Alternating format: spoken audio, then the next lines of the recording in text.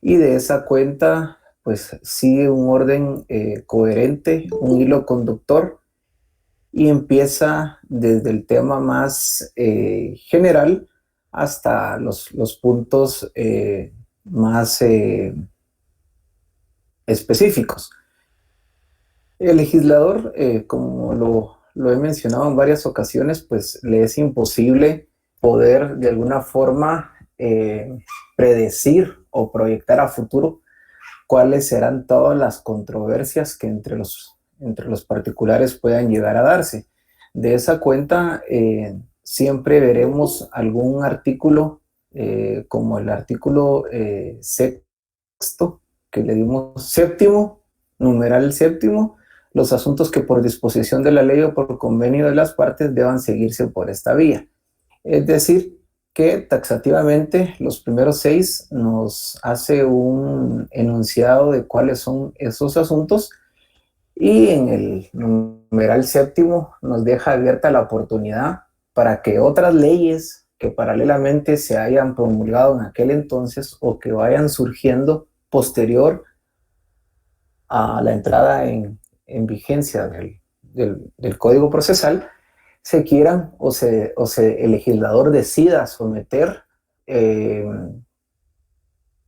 se pueda dirimir un asunto en un juicio oral. Entonces, es importante ya cuando vayamos viendo desglosadamente numeral por numeral, en el artículo séptimo veremos, en el numeral séptimo, iremos anotando algunos asuntos que específicamente otras leyes establece que deban de ventilarse en un juicio oral. Esto es importante tanto para el aprendizaje de este curso como también para que ustedes conserven su código, lo apunten y les va a servir mucho cuando les corresponda estudiar para su examen técnico profesional, porque en la mayoría de ocasiones muchas veces se suele preguntar, digamos, ya está dado, y se lo dije en la clase anterior para quienes ya la escucharon, nunca les voy a preguntar cuáles son los asuntos que por disposición de la ley deban de ventilarse en un juicio oral. O sea, el artículo ya lo establece y no es didáctico aprendérselos de memoria. Más bien entender los por qué es que ciertos asuntos tienen que hacerse en un juicio oral, o los por qué deben de hacerse en un sumario o en un ejecutivo o un ordinario. Es decir, más cuestiones de fondo y no cuestiones de forma. Pero es importante que también vayamos aprendiendo paralelamente y vayamos haciendo concordancias de asuntos que son de suma relevancia y que la ley ha ido señalando que el juicio oral es el que debe de tramitarse para este tipo de procesos. Y uno de esos ejemplos muy importantes es todo el tema de la ley en materia de familia, en donde todos sus asuntos deben de someterse y tramitarse en un juicio oral. Es el ejemplo, digamos, de los más importantes, en donde normalmente todo el tema relativo a familia, que tenga que ver con familia, y son diversos, por lo menos enumerar sería al menos unos 20, si no es que muchísimos más, se tramitan únicamente de familia y se hacen en un juicio oral. Entonces, cuando lleguemos al numeral séptimo, haremos esa salvedad para que ustedes puedan tomar nota y puedan ir haciendo sus apuntes. Como les manifesté, vamos a ir respetando el orden del programa. El primer tema es el juicio oral y empieza con los principios que lo informan. Y eso es un tema que precisamente y de una forma muy breve lo desarrollé en la primera sesión. No solo los principios que informan al juicio oral, sino que todos los principios que informan al proceso civil en sí, en general. porque el juicio oral no tiene exclusividad frente a los demás. Es decir, comparten junto con los demás juicios en materia civil los mismos principios. Y resalté dos específicamente, que es la autonomía de la voluntad, que en su momento ustedes lo tuvieron que haber visto cuando vieron el tema sustantivo civil, y uno de los más importantes que quiero que tomen nota y que tiene mucha relevancia y lo vamos a ir repitiendo y repitiendo y reiterando en todos los juicios civiles, es el principio del impulso procesal. La doctrina o ciertos autores le denominan motivación procesal, impulso de las partes, y una infinidad de denominaciones que recibe este principio. Sin embargo, yo creo que el impulso sería uno de los más puntuales, toda vez que refiere a que en los juicios civiles, quienes van marcando la pauta, quienes le van pidiendo al juez qué es lo que necesitan que resuelva el juez, son los sujetos procesales. Entiéndase el actor, entiéndase el demandado, y recordemos que no nos tenemos que limitar únicamente a dos partes, sino también podemos tener alguna tercería, específicamente alguien que ha sido llamado como tercero dentro del proceso, o bien algún perito específicamente u otro sujeto que deba de participar, como la PGN o bien alguna otra institución, si dentro del mismo estamos discutiendo algún tema específicamente de menores. Entonces, los principios que informan no solamente es para el juicio oral, sino es para todos. Y encontramos la mayoría de principios que, aunque no se cumplan, son principios rectores y principios que informan el juicio civil, como la legalidad específicamente, que lo vemos en otras materias también, y así como otros principios que considero yo, por tema de didáctica, no entrar a discutir, pero sí específicamente el del impulso, porque distinto a un proceso, digamos, laboral o a un proceso penal, el proceso civil se caracteriza específicamente porque si las partes no lo requieren, no lo solicitan, el juez no tiene por qué entrar a conocer algo que las partes no le están pidiendo. Es decir, todo dentro de este proceso civil tiene que ser rogado, es decir, tiene que haber un impulso procesal. Tanto es así la magnitud o el alcance, que si alguna de las partes no llegase a pedirle al juez dentro de la etapa procesal lo que la ley le asigna como un derecho, entendemos también que hay otro principio, que es la preclusión, que es la pérdida del ejercicio de un derecho dentro de un proceso, y que por lo tanto, por el transcurso específicamente del plazo señalado para ejercitar esa acción o esa actitud. De tal cuenta que digamos, la oficiosidad, que sería, digamos, la situación contraria, el derecho de trabajo es tutelar del trabajador, por lo tanto hay cuestiones que se hacen de oficio. En materia penal hay cuestiones que no se necesitan requerir porque es el juez quien lo hace por tema, por disposición legal. Sin embargo, aquí en derecho procesal civil, todo tiene que ser impulsado por las partes. Si las partes no lo piden, entonces el juez no tiene por qué extralimitarse en sus funciones a entrar a conocer o resolver o mencionar dentro del juicio algo que las partes ni siquiera lo han dicho.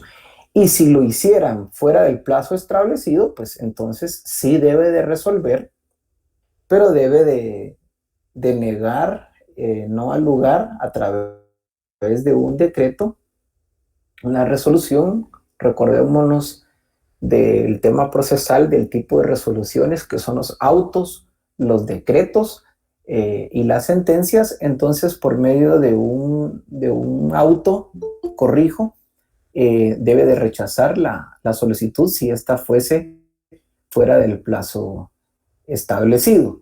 Entonces, es importante que tengamos en cuenta este principio para todos los procesos, no solo para el juicio oral, para todos los procesos, porque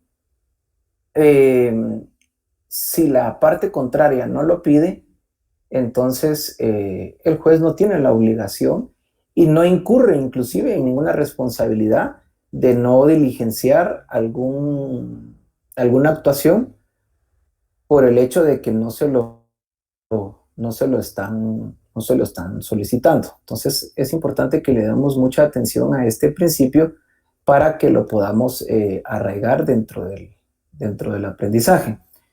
De igual forma, pues ustedes en su primera clase de Procesal Civil 1,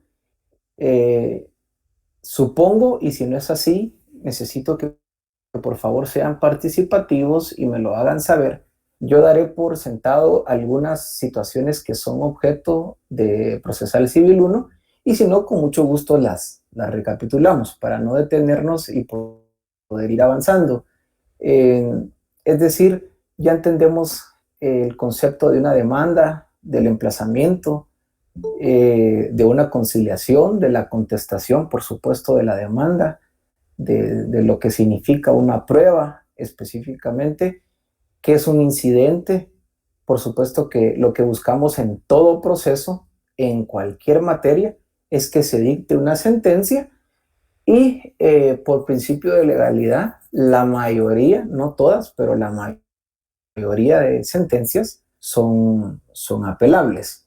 Entonces, todos los juicios comparten todo este tipo de institutos procesales. Es decir, para yo poner el mecanismo institucional de la tutela jurídica efectiva judicial que está garantizada en la Constitución Política de la República, es necesario que exista una parte afectada y que por lo tanto somete ante un juez competente un conflicto a través de un escrito denominado demanda, el cual tendrá que llenar los requisitos que la propia ley establece.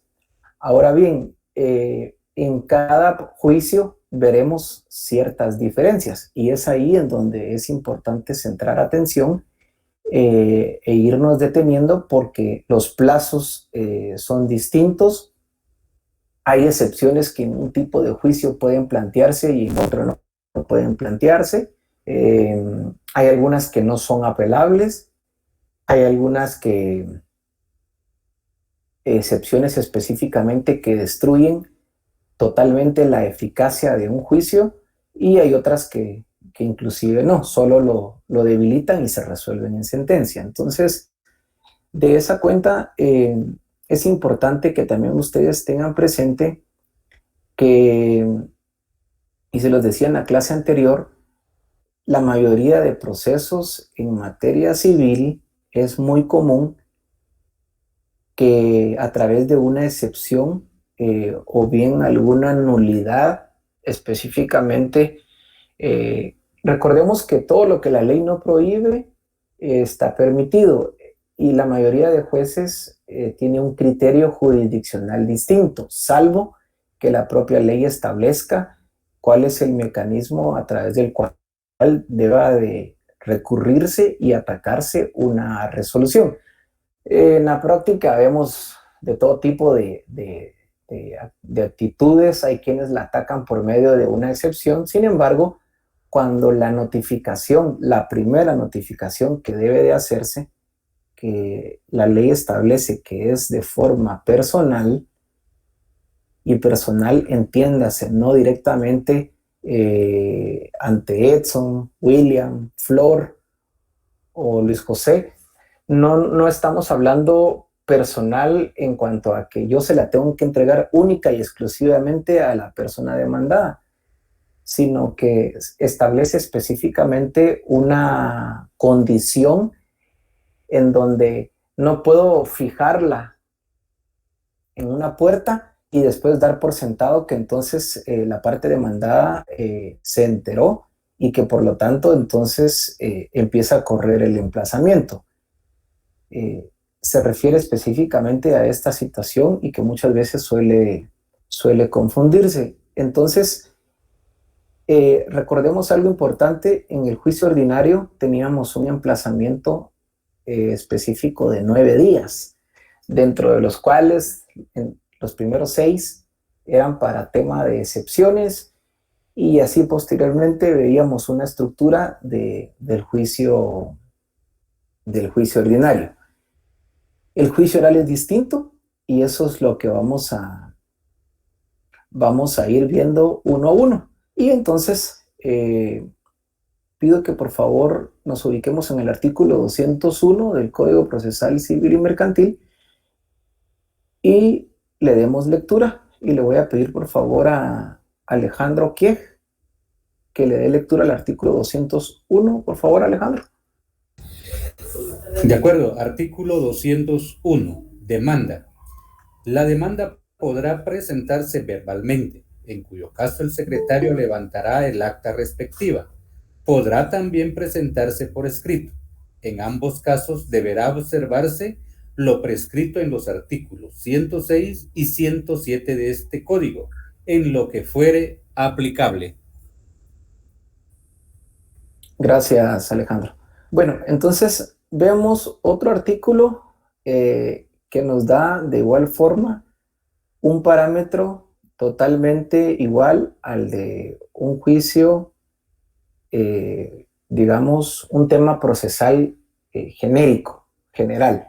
Es decir, si yo voy a presentar una demanda, por supuesto que tengo que llenar los requisitos que establece el Código Procesal Civil y Mercantil, con ciertas particularidades, y esto es lo que va valiendo la pena ir mencionando.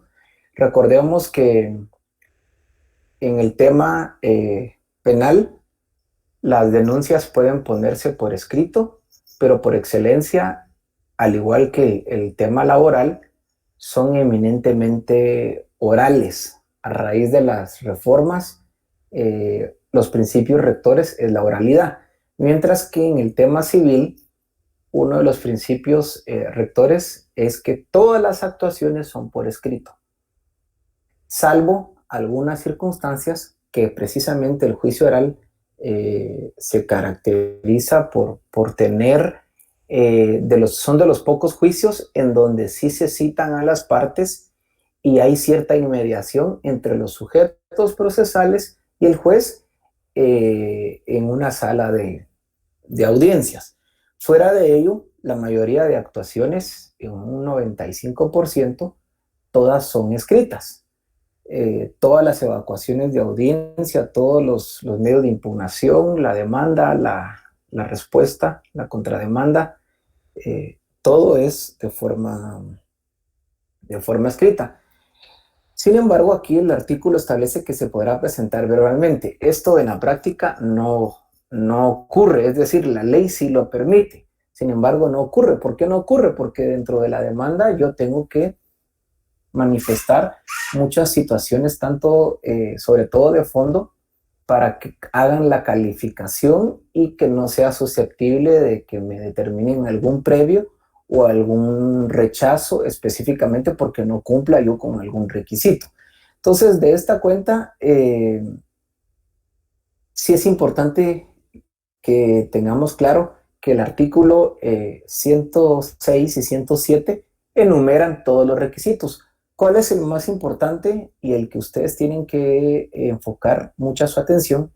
Es que cuando es una primera demanda, siempre le llamamos primera Es decir, o ponemos en el acápite juicio nuevo, porque no sabemos qué número de expediente le van a asignar en el juzgado o carpeta judicial, juicio nuevo, y algunos solemos poner juicio ejecutivo nuevo, juicio oral nuevo, y dejamos un espacio para poder poner el número del expediente.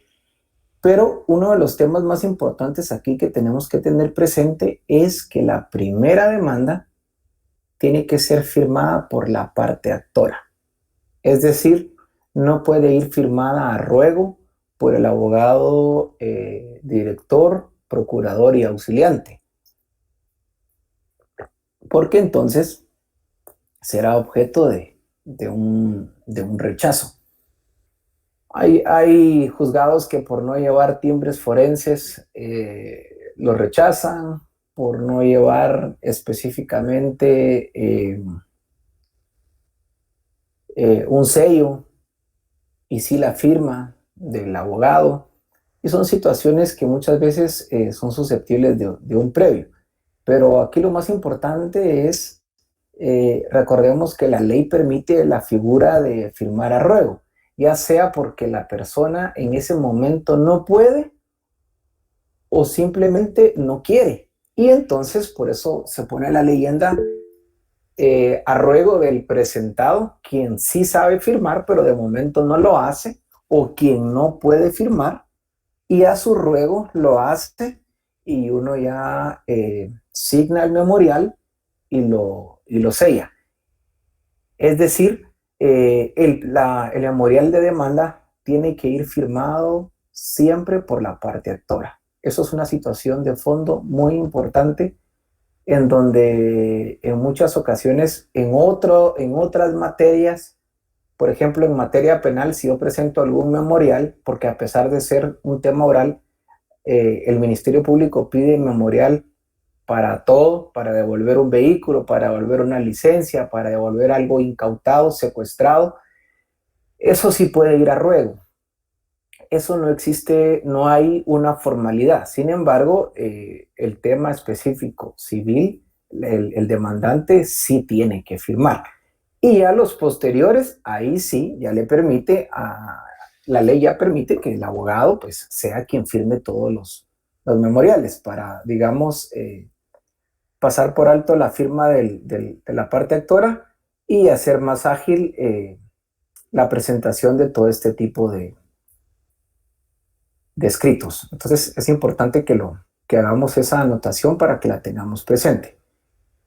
Vamos a leer el artículo 202. Si me puede apoyar, por favor, Hugo Ovidio Chacón.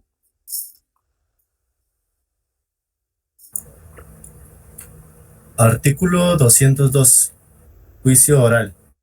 Si la demanda se ajusta a las prescripciones legales, el juez señalará día y hora para que las partes comparezcan a juicio oral, previniéndolas presentar sus pruebas en la audiencia, bajo apercibimiento de continuar el juicio en rebeldía de la que no compareciere, entre el emplazamiento del demandado y la audiencia deben mediar por lo menos 3 días, término que será ampliado en razón de la distancia.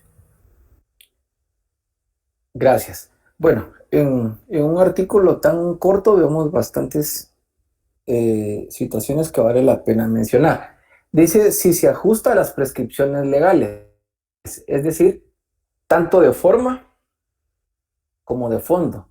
De forma, las que acabamos de platicar, no lleva timbres forenses, y la ley establece que cuando un abogado remite un escrito tiene que satisfacer este tipo de aportación, porque no es un impuesto, al colegio de abogados, y tiene que llevar un timbre forense y todas las formalidades que ya hemos platicado. Pero también tenemos que tener en cuenta prescripciones legales de fondo, es decir, si la ley no señala, yo estoy presentando una demanda específicamente de desahucio o de cobro de rentas atrasadas, y lo estoy denominando un juicio oral, por supuesto que entonces el juez no va a señalar día y hora, ni mucho menos citar a las partes para que comparezcan específicamente con sus medios de prueba. Es decir, la calificación precisamente busca eso,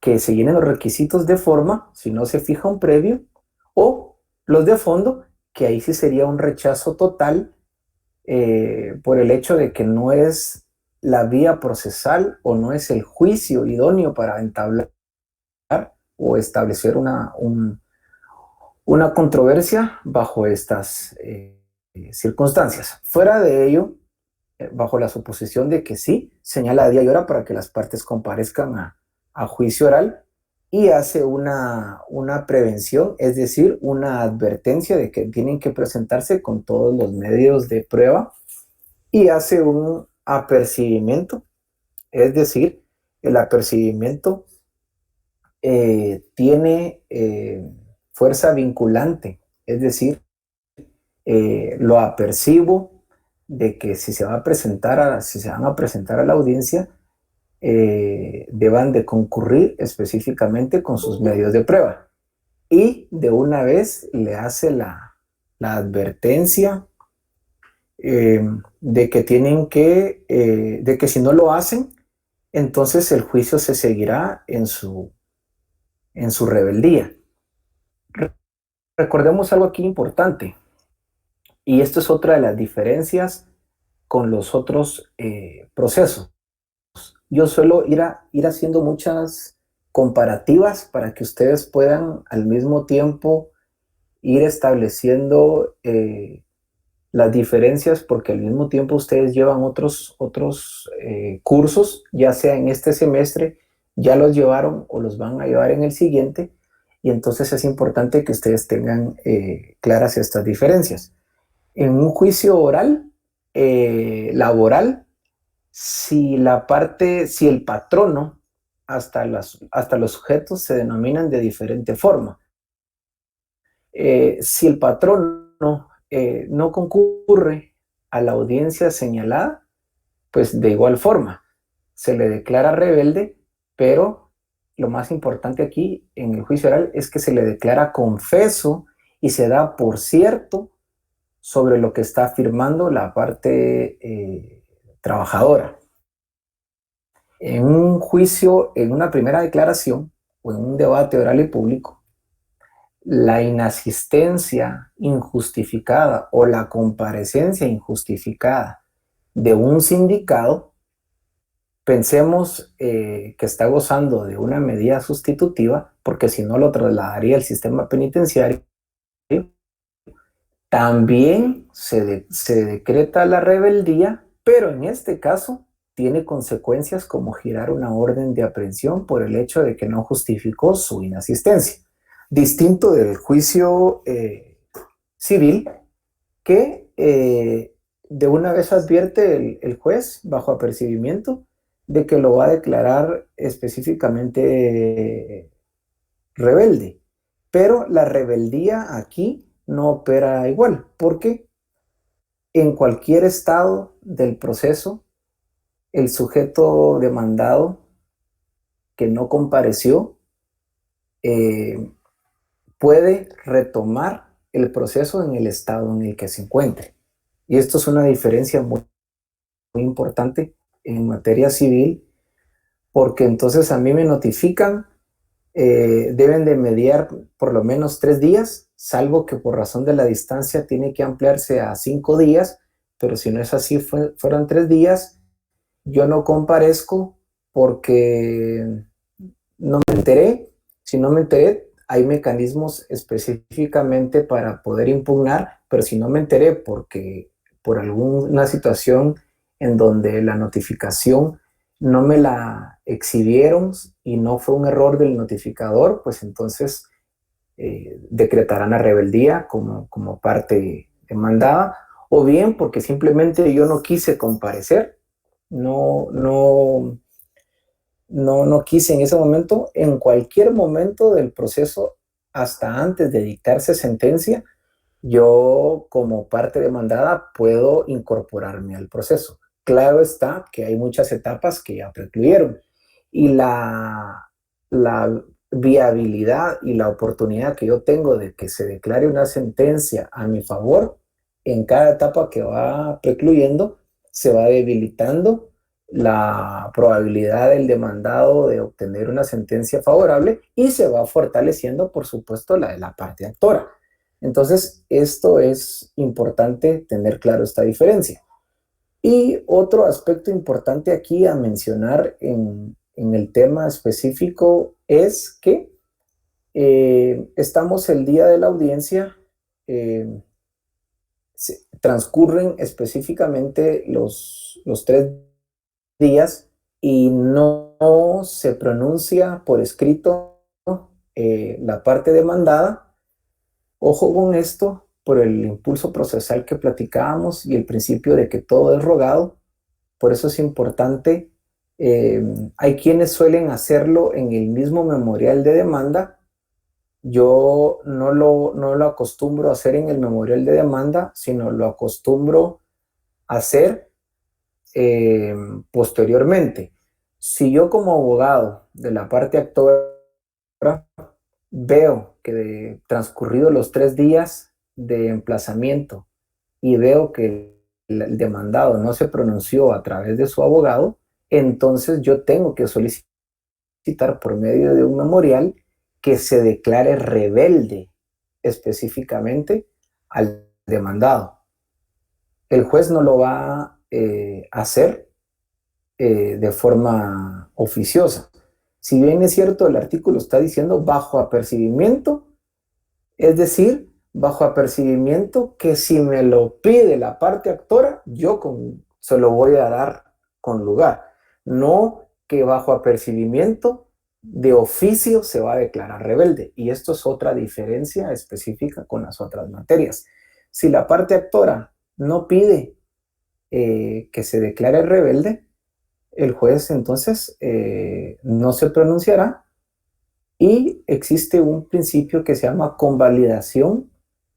Es que es el no pronunciamiento de un sujeto procesal dentro del plazo establecido sobre una situación de hacer o no hacer de la contraparte y que por lo tanto convalida esa actitud, y si no pide al juez, entonces el juez no lo va a declarar rebelde. Y posteriormente puede aparecerse el demandado y se apersona, obviamente por medio de su abogado auxiliante, y retoma el proceso en el estado en el que se encuentre. Entonces es importante que también apunten este tipo de diferencias, que son las que suelen diferenciar a este tipo de procesos. La conciliación no le vamos a dar lectura en todo proceso, salvo los juicios ejecutivos. Siempre existe, hay un decreto del organismo judicial que precisamente invita a todos los jueces de la República de cualquier materia a que siempre antes de iniciar un juicio invite a las partes con formas ecuánimes a que puedan llegar a un acuerdo para desjudicializar la situación, porque siempre se busca específicamente por principios y por estándares internacionales de que las partes puedan llegar a un acuerdo y que no todo sea sometido a un juez. Entonces siempre veremos que el tema de conciliación va a ser un tema característico sobre todo de los juicios laborales. También en materia penal, el Ministerio Público, al citar a las partes y empezar la persecución penal, si es que el tipo de delito lo permite, invita a los sujetos a llegar a un acuerdo. Y en materia civil es lo mismo, ya sea un juicio sumario, un juicio ordinario, un juicio oral. No así los ejecutivos. Y veremos más adelante el por qué no hay una fase de conciliación. Entonces, proseguimos la contestación específicamente de la demanda. Recordemos otra figura análoga a todos los procesos en general. La contestación de la demanda se puede hacer, como ustedes tienen conocimiento, en sentido negativo. En sentido negativo y hacer una reconvención o ejercitar una contrademanda, o bien asumir la postura específicamente de allanarme a la demanda, ya sea de forma total o de forma parcial.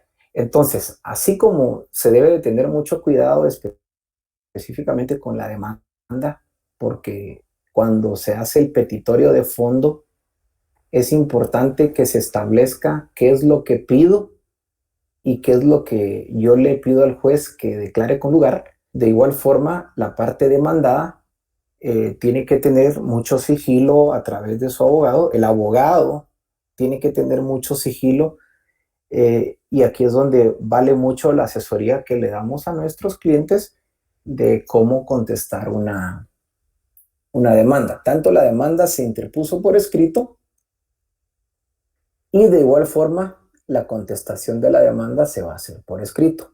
Tengo que evacuar en el plazo de 3 días la contestación.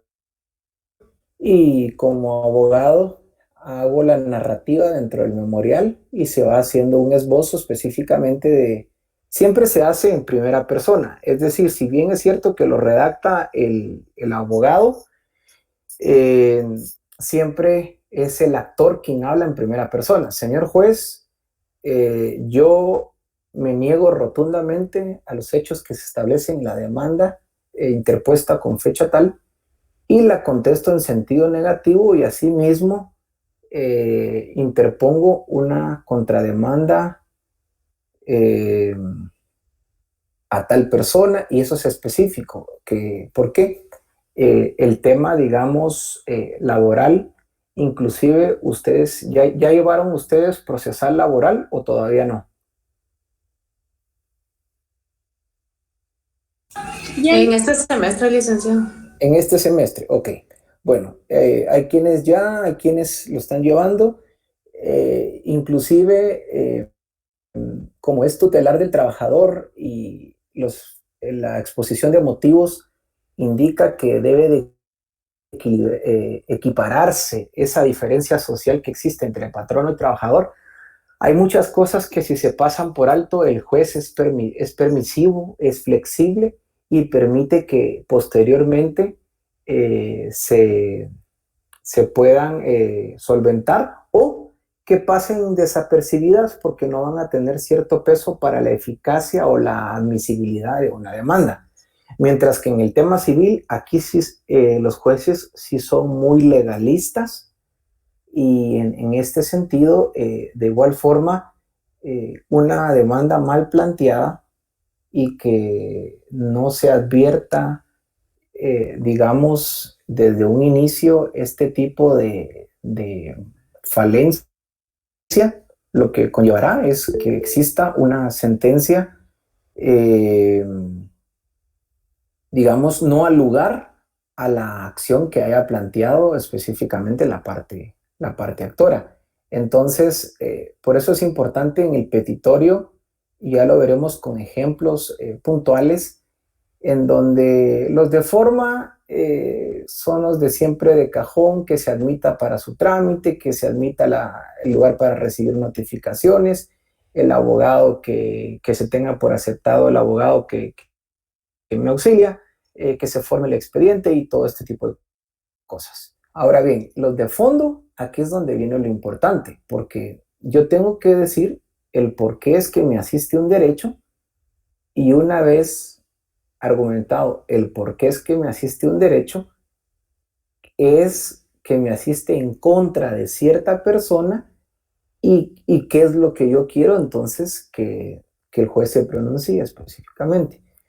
El juez no estará, digamos, llenando estos olvidos o estos descuidos del abogado de cualquiera de las partes. Entonces, dependiendo de qué tipo de descuido sea, así puedo plantear yo una excepción en la contestación de la demanda. Es decir, en la contestación de la demanda, yo la contesto en sentido negativo, puedo o no, es optativo, contrademandar, y pues obligatoriamente el abogado tiene el compromiso de interponer excepciones, tanto previas como de fondo, que se resuelven en sentencia. Entonces, si el descuido permite ser atacado por medio de una excepción, será suficiente para que entonces se declare con lugar una excepción y destruye totalmente la eficacia del título y se trae abajo un juicio. Así de simple y significativo. Sin embargo, si el descuido es de fondo, pues entonces no es el momento oportuno para que yo, como abogado de la parte demandada, lo establezca, sino solo busque depurar. Depurar es decir, debilitar o dilatar, y por eso la ley les denomina excepciones previas o dilatorias. Es decir, que lo que busco es solamente retrasar. ¿Por qué? Porque si alguna excepción previa se da con lugar específicamente, en su mayoría, el juez permite que la parte actora pueda pronunciarse al respecto. Les pongo un ejemplo muy, muy común cuando en algunas ocasiones se establece que se determine un embargo en contra de la cuenta bancaria de María José Bautista Calderón. Sin embargo, yo no establezco qué tipo de cuenta y cuál cuenta, o si en todas las cuentas que puedan hallarse en todo el sistema bancario.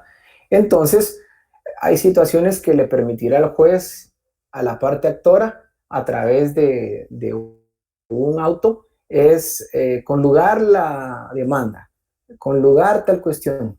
Pero si yo estoy pidiendo específicamente el embargo de una cuenta, entonces, y si se omitió, el juez permite que se pueda suplir esa ambigüedad o bien esa falta de información. Ahora bien, si son cuestiones meramente de fondo, como la rebeldía que no se pidió, el juez simplemente no dirá absolutamente nada, y eso debilita la probabilidad que la parte actora obtenga una sentencia positiva. Entonces, las excepciones normalmente, de igual forma, como les vengo señalando, se comparten entre todos los procesos, salvo el juicio ejecutivo en la vía de apremio, que tiene excepciones muy puntuales, tan así que únicamente son 3, mientras que los demás juicios tienen la mayoría de excepciones. Recordemos que las previas están enunciadas o taxativamente desglosadas dentro del código, y las de fondo son innominadas. Es decir, le podemos poner el nombre que nosotros decidamos y se resuelven en sentencia. Son números apertus, es decir, nosotros buscaremos por medio de alguna excepción de fondo destruir totalmente la eficacia de la demanda tal cual. Ahora, si es previa, pues puede ser una litispendencia, puede ser específicamente una falta de personería o de personalidad, puede ser una situación específicamente de las más comunes, falta de competencia. Y esto es muy, digamos, muy común porque a veces se entablan dos procesos por el mismo motivo. O bien, si se está dirimiendo algún tema específicamente de un juicio oral, supongamos, de división de la cosa común, que lo veremos más adelante, no puedo posteriormente o paralelamente yo interponer otro juicio oral, digamos, de declaratoria de jactancia cuando versa sobre el mismo hecho. Si tengo algún juicio oral de fijación de pensión alimenticia, pero previamente hay un juicio oral que interpone la madre de filiación, entonces tampoco. Es decir, yo como abogado, auxiliante de la parte demandada, interpongo una excepción estableciendo que ante otro juzgado, previamente identificado con la causa o la carpeta judicial tal, se interpuso un juicio de filiación, en donde todavía no se ha determinado si la aseveración que hace la madre en cuanto a que cierta persona es el padre de su hijo, pues mucho menos puede un juez entrar a resolver en cuanto a la obligatoriedad que tiene esta misma persona de proveer alimentos. Entonces ahí existe una litis pendiente y que entonces tiene que resolverse primero esta situación y posteriormente otra. Y ambas son en un juicio oral. Entonces esto es muy común en la práctica, a veces por situaciones de poca ética, en donde los abogados, con tal de cobrar honorarios, dicen, mire, establezcamos 2 procesos y con esto vamos a presionarlo, pero eso no prospera. Es decir, cuando hay conexión en cuanto al derecho controvertido, no puede paralelamente estarse dirimiendo una situación u otra, sobre todo cuando de una depende la declaratoria de otra. Entonces, es importante que tengamos en cuenta esta circunstancia. Bueno, las excepciones, vamos a leer el artículo 205. Le pido que me ayude, por favor, Luis José Cardona.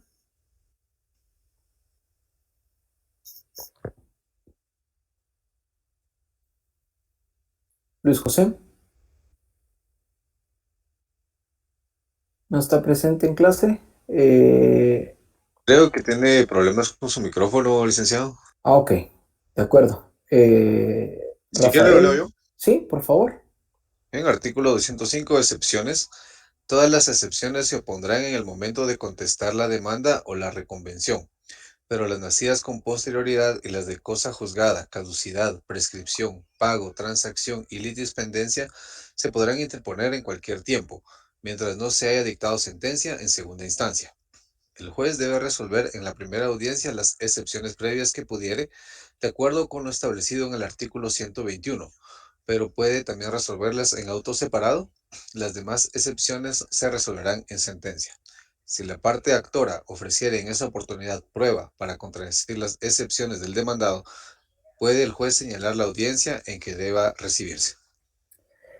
Muchas gracias. Bueno, entonces, lo que platicábamos, es decir, nos fija una pauta que hasta en segunda instancia pueden inclusive interponerse estas excepciones que están específica y puntualmente enumeradas. Fuera de estas, por supuesto que si es una falta de competencia, el juez la tiene que resolver porque es previa, es decir, ni siquiera puede dar inicio y ni siquiera puede hacer el emplazamiento porque el proceso ni siquiera procede. Ni siquiera procede porque no es él el competente. Entonces, son situaciones que previas a, por eso su denominación, tiene que resolverlas. y las demás pues se resolverán en sentencia e inclusive se pueden interponer en cualquier momento, porque si fuera algún tema de pago, el pago al momento de la demanda puede que no se haya hecho, se hizo durante la tramitación, no se ha proferido sentencia y por lo tanto puede establecerse una excepción. Entonces, la ley es clara en establecer qué tipo de excepciones son las que pueden presentarse. El 206 establece el tema de las pruebas, y esto de concurrir con las pruebas que leíamos en un inicio, tenemos que separar dentro de los 7 numerales que leímos al inicio de la clase, cuáles controversias conllevan una audiencia física per se y cuáles conllevan una contestación por escrito. Si es un juicio oral de fijación de pensión alimenticia, o bien sea por aumento o por reducción, todo esto es por escrito. De igual forma, la jactancia y la mayoría de controversias son por escrito. Entonces, esto de que las partes les advierte que comparezcan con sus medios de prueba, solo son aquellas audiencias que sí se llevarán de forma física. Fuera de ellas, en su momento procesal oportuno, a través de un memorial, se ofrecerán y se diligenciarán los medios de prueba y se especificará con qué medio de prueba se pretende probar cada uno de los hechos que se está aseverando, tanto la parte actora como la parte demandada. Y aquí vemos también otra diferencia. Aquí no tenemos carga probatoria, que en derecho laboral y en derecho penal sí tenemos una inversión. Aquí tenemos una balanza, una igualdad en los sujetos, y bien dice en derecho civil que quien pretende tener un derecho tiene que probarlo. Y por eso les hablaba en la primera sesión que estamos ante juicios de conocimiento, porque tenemos que probar ante un juez no el derecho. El derecho como tal no se prueba, sino el por qué en una circunstancia específica que está establecida en ley me asiste, y por lo tanto yo necesito que intervenga un juez para que a través de una sentencia establezca que tengo la razón en contra de un tercero, que se denomina demandado. Entonces, esto es lo importante de las diferencias y los matices de las diferentes materias del derecho. Y por último, ya para terminar la clase de hoy, bueno, el tema de las excepciones, que ya lo leímos, la prueba, y los incidentes y nulidades. Recordemos que los incidentes específicamente tienen una vía específicamente, la cual se encuentra establecida en la ley del organismo judicial, y las nulidades. Y tenemos que saber diferenciar qué debe de interponerse por la vía incidental y qué es susceptible de interponerse como una nulidad. Un ejemplo de qué es nulo, específicamente cuando la notificación no se hizo por medio de la primera notificación, no se hizo de forma personal, o no se observaron los requisitos que establece la ley. Entonces yo interpongo una nulidad sobre esa notificación para que no me corra a mí el emplazamiento. Eso, digamos, se ataca como nulidad. Ahora, los incidentes, pues obviamente tenemos que diferenciarlos de las excepciones porque son totalmente distintos.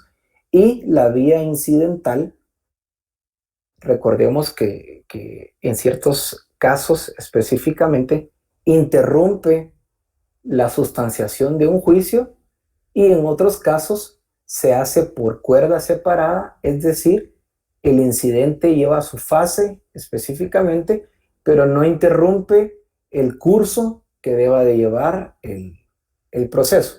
Y ya lo veremos más adelante cuando sí interrumpe y cuando no, y por qué es que específicamente no lo hace. Entonces, por tema de tiempo, vamos a terminar la clase aquí, salvo que alguien tenga alguna duda que plantear.